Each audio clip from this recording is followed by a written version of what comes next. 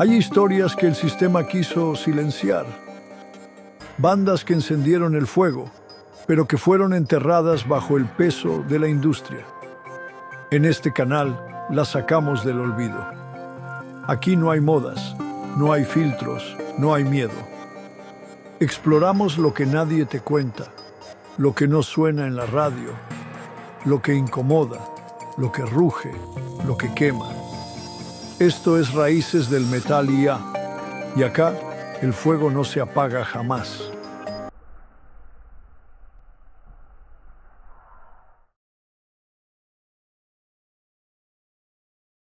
Bienvenidos a Raíces del Metal IA. Hoy nos sumergimos en la vida y el adiós de una figura monumental, Ozzy Osbourne, 1948-2025.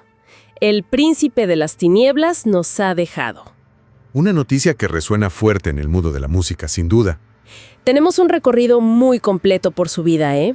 Una pieza narrativa que busca contar su historia real, sin adornos. Es un homenaje, pero uno potente, oscuro, como él mismo.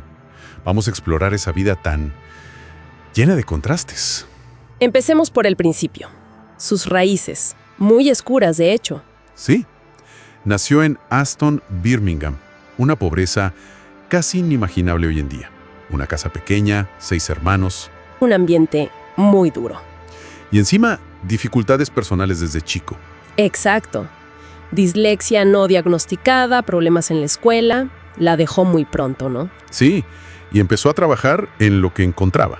Construcción, incluso en un matadero. Trabajos muy precarios. Y la situación personal se complicó aún más. Hay episodios muy traumáticos en esa época. Terribles. Sufrió abuso sexual a los 11 años, algo que, lo marcó profundamente. Incluso intentos de suicidio.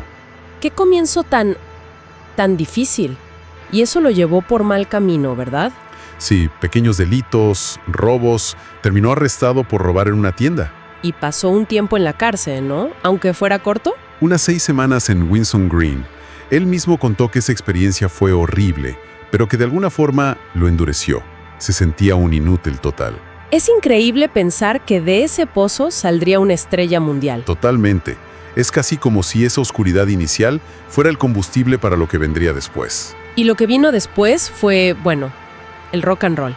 Y con él, las adicciones. Así. Abrazó el lema sexo, drogas y rock and roll desde muy temprano y con una intensidad legendaria. Su capacidad para procesar alcohol y drogas. Recuerdo esa famosa frase de Sharon. Ah, sí, que después del apocalipsis solo quedarían las cucarachas, Ozzy y Keith Richards. Sí, pero esa resistencia tuvo un precio altísimo, ¿no? Claro. Intoxicaciones constantes, sobredosis, entradas y salidas de rehabilitación incontables. Sharon Osbourne fue clave ahí, ¿verdad? Para mantenerlo con vida, digo. Fundamental. Ella misma lo ha dicho, y él también. Sin Sharon probablemente no habría llegado tan lejos. Él reflexionaba mucho sobre su suerte, sobre cómo seguía vivo. Una vida al límite constante. Y esa misma intensidad la llevó a Black Sabbath. Exacto. La banda se formó en el 68. Venían de otro grupo, Polka Tulk. Un nombre curioso. Sí. Ajá. Pero rápido se convirtieron en Black Sabbath, con Tony Iommi, Geezer Butler, Bill Ward. Y crearon algo totalmente nuevo. Ese sonido. Pesado, denso. Las letras oscuras, satánicas para algunos. Una atmósfera apocalíptica. Fueron pioneros del heavy metal, sin duda. Los primeros álbumes, Black Sabbath, Paranoid en 1970, son historia pura del rock. Totalmente. Canciones como War Pigs, Iron Man, Paranoid, himnos. Y Ozzy era el frontman perfecto para eso. Su voz era única, y esa presencia escénica, tétrica, carismática. Le valió el apodo, ¿no? El príncipe de las tinieblas. Y tuvieron un éxito masivo, en las listas, en todo el mundo. Pero, como decíamos, la misma fórmula contenía la autodestrucción. Sí, la espiral de abusos de Ozzy se volvió incontrolable. Faltaba a ensayos, a conciertos, era poco fiable. Y la banda llegó a un límite. Sí, en 1979 lo expulsaron. Fue un golpe durísimo para él, traumático. Lo reemplazaron con Ronnie James Dio. Se sintió acabado, ¿verdad? Cayó en una depresión profunda. Totalmente. Se encerró en un hotel de Los Ángeles, convencido de que su carrera había terminado, bebiendo y drogándose sin parar. Y aquí es donde la historia da un giro. Hablamos de traiciones, pero también de redención. La expulsión la sintió como una traición, claro. Hay versiones que dicen que Don Arden, el manager y padre de Sharon, influyó bastante. Pero entonces aparece Sharon. Exacto, Sharon Arden. Hija de Don Arden, pero ella toma las riendas de Ozzy, primero como manager. Y luego como esposa. Sí.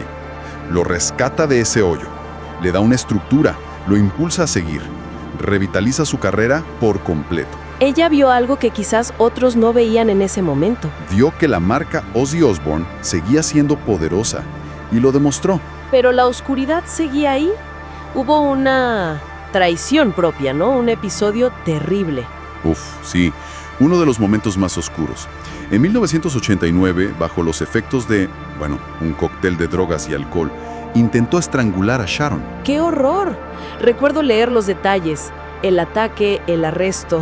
Él después dijo que tenía una amnesia parcial del incidente, pero fue un punto de quiebre absoluto. Sharon lo obligó a entrar en rehabilitación de forma seria, ¿verdad? Sí, fue un ultimátum. O se rehabilitaba en serio o se acababa todo. Él entró y ella, increíblemente, lo perdonó.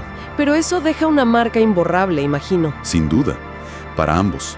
Una sombra muy, muy oscura en su historia personal. A pesar de todo, Sharon lo impulsó a renacer musicalmente. Y ahí entra otra figura clave. Landy Rhoads, un guitarrista, excepcional. La colaboración entre ellos fue mágica, ¿no? Totalmente. Revitalizó el sonido de Ozzy. Blizzard of Oz en 1980, Diary of a Madman en 1981. Son discazos. El estilo de Rhoads fue fundamental. Le dio una nueva vida a la carrera solista de Ozzy. Un sonido más moderno, virtuoso. Sí, era una luz brillante en su carrera. Pero entonces, la tragedia. Ay, sí, la muerte de Randy Rhoads, tan joven. En 1982, un accidente de avioneta totalmente estúpido en Florida. ¿Estaban de gira? No. Y el piloto por hacer una gracia. Exacto, una imprudencia total. Pasó volando bajo sobre el autobús de gira, una de las alas chocó y la avioneta se estrelló. Muerte instantánea para Rhoads y otras 2 personas. Ozzy quedó devastado. Destrozado. Perdió un colaborador genial, pero sobre todo a un amigo muy cercano. Le afectó muchísimo, durante años. El legado de Rhoads es inmenso, a pesar de su corta carrera. Gigante.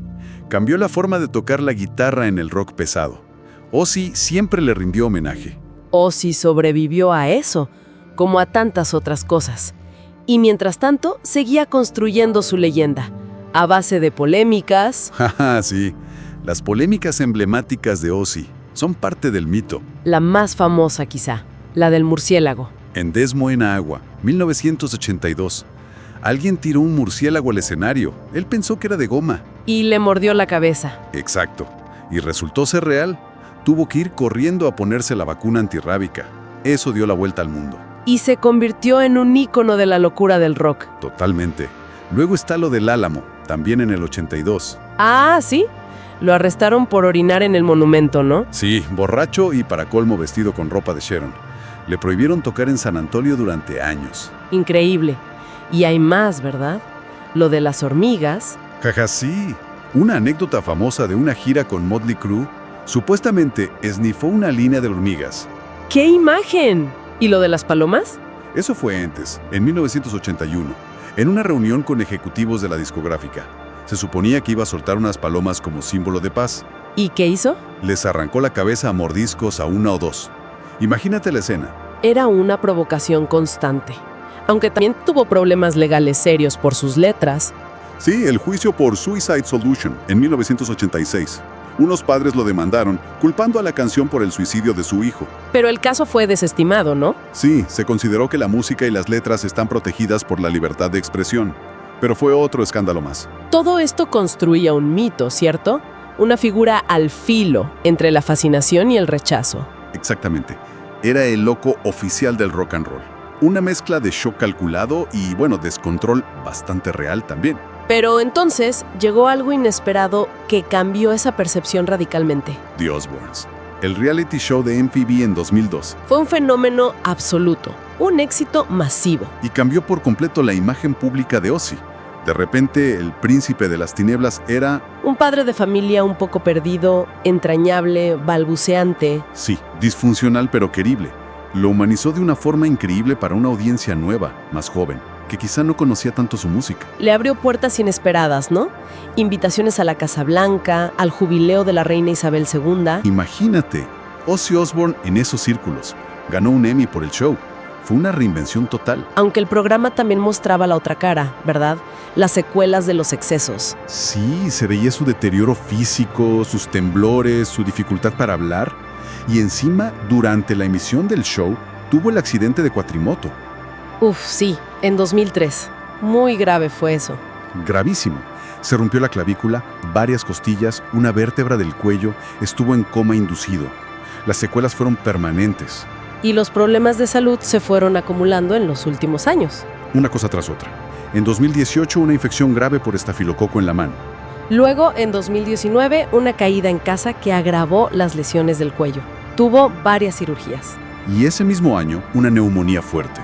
El cuerpo empezaba a pasar factura de forma muy seria. Y finalmente, el diagnóstico que muchos temían. Parkinson.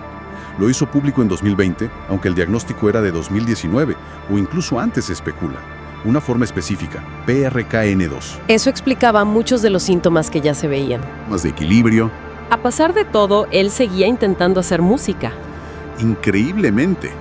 Sacó 2 álbumes muy buenos en esa etapa final. Ordinary Man en 2020 y Patient Number 9 en 2022. Con colaboraciones estelares, además. Sí, mostrando que la creatividad seguía ahí, pero el cuerpo ya no respondía para las exigencias de una gira. Y en febrero de 2023 llegó el anuncio inevitable. El retiro de los escenarios. Dijo que físicamente ya no podía. Fue un momento triste para sus fans. Pero aún nos regaló una última aparición memorable. Sí, la sorpresa en los Juegos de la Commonwealth en Birmingham en 2022 con Tony Iommi. Fue emocionante verlo ahí. Y luego, el gran adiós planificado. El concierto de despedida, Back to the Beginning, el 5 de julio de 2025 en Birmingham, su ciudad natal. Y lo hizo con la formación original de Black Sabbath, ¿no? Sí, Iommi, Butler, Ward, fue un cierre de círculo perfecto. Un evento masivo con estrellas invitadas, transmitido a todo el mundo. Actuó sentado, me parece. Sí, en una especie de trono. Cantó temas solistas y clásicos de Sabbath. Dicen que fue muy emotivo. Dio un discurso final de agradecimiento. Qué manera de despedirse. Un último acto de grandeza rockera. Y apenas unas semanas después de esa despedida épica. El 22 de julio de 2025 llegó la noticia. Ozzy Osbourne falleció a los 76 años. Rodeado de su familia, según el comunicado. Sí, se cierra así una vida, difícil de describir. Tumultuosa, resiliente, extrema. El duelo fue global, ¿no? Homenajes por todas partes. Por supuesto, es que su legado es inmenso. Va mucho más allá del heavy metal. Repasemos ese legado. ¿Cómo lo resumirías? Es complicado. Vivió muchas vidas en una. De la miseria absoluta al estrellato mundial, pionero de un género musical entero. Ícono del rock, con todo lo que eso implica.